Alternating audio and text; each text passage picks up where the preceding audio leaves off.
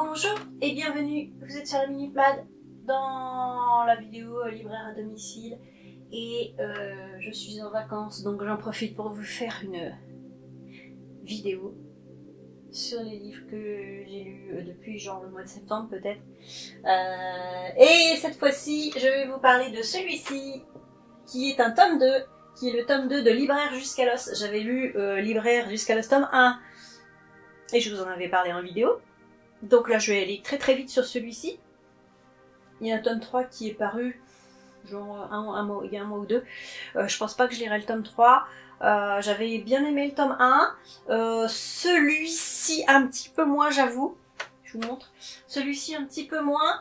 Parce que, alors dans le premier, c'était vraiment très universel. Vous voyez que ce soit une libraire manga au Japon ou une libraire, enfin moi de mon point de vue, un libraire en France, libraire de littérature on va dire, en France, les problèmes étaient les mêmes, les problèmes rencontrés étaient les mêmes. Enfin il y avait beaucoup de similarités. Là c'est un petit peu plus... C'est un peu moins universel on va dire, il y a plus de spécificité du manga et du Japon peut-être, et je l'ai trouvé un petit peu moins universel que l'autre, je me répète peut-être, mais c'est toujours aussi drôle, hein. Il y a toujours des personnages avec des têtes de lapins, de têtes de mort, hein, pour Honda-san. Alors j'ai pas dit, Libraire jusqu'à l'os de Honda-san aux éditions Soleil Manga, voilà, ça c'est dit. Et puis c'est tout, c'est tout ce que j'avais à dire, donc ça va être très rapide. Donc pour le coup je vais peut-être vous parler d'un deuxième manga parce que ça va être un petit peu court. Voilà, celui-là, ce que je peux vous dire c'est aller voir ma première vidéo, ma vidéo sur le tome 1, et puis c'est tout, voilà, désolée, voilà c'est tout. Donc je vais vous parler de The Promised Neverland, tome 1, on m'en a dit beaucoup de bien. Promised Neverland, tome 1, c'est de Kayu Shirai et Posuka Demizu chez Kazé. Voilà, je pense que j'ai pas à vous présenter The Promised Neverland, tout le monde connaît, moi je connaissais mes deux noms, je savais pas trop de quoi ça parlait. Et en fait, ce sont tous ces enfants-là, ce sont des orphelins et des orphelines qui sont à Gracefield House. C'est le Gracefield House, en plus c'est le titre du tome 1. C'est l'orphelinat où ils sont et où ils ont une maman, hein, c'est celle qui s'occupe d'eux. Et tout va bien, ils sont choyés, ils sont bien nourris, tout va bien pour eux. Et on a les trois là, je sais plus leur nom. Parce que Emma, Norman et Ray, ça fait un moment que je l'ai lu, qui sont les plus anciens. Et souvent ce sont des petits comme ça qui sont adoptés, voilà, et ils ont presque chaque jour des tests d'intelligence à faire. Ils défoncent tout, hein, ces trois-là, ils défoncent tout, donc c'est la crème de la crème, hein.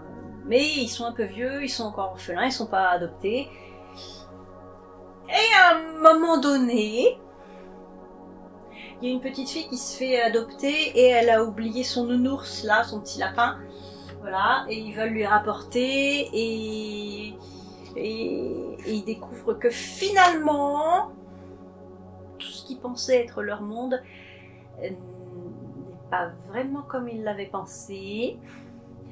Et là, si vous voulez pas être spoilé du tome 1, et arrêtez-vous là, hein, désolé. En fait, il se trouve que les enfants qui sont adoptés sont mangés par des monstres. Je sais pas si je peux vous montrer la tronche de... Attention, ça va être très spoiler là, attention, hein. Est-ce que j'en vois un là, un beau là? Oh, on n'en voit pas là. Si, tiens. Hop. Voilà, ça c'est le genre de truc qui mange les petits enfants adoptés. Et donc, les trois là, Emma, Norman et puis Ray, vont devoir trouver un moyen de s'échapper et de sauver tout le monde. Hein, pas que, mais aussi leurs petits frères et petites sœurs, entre guillemets. Voilà. Donc le tome 1, c'est ça, je vous ai tout dit. Mais tant pis, hein, je pouvais pas faire autrement. Je n'ai lu que le tome 1 pour l'instant, je sais pas si je lirai la suite. C'était plus pour ma culture générale, je verrai bien, hein, peut-être que je lirai le reste. Est-ce que vous lisez des mangas? Moi j'en lis pas beaucoup, hein. J'avais lu, je vous ai présenté quoi, Bungo Stray Dogs, parce que ça parle un peu d'Edgar Poe.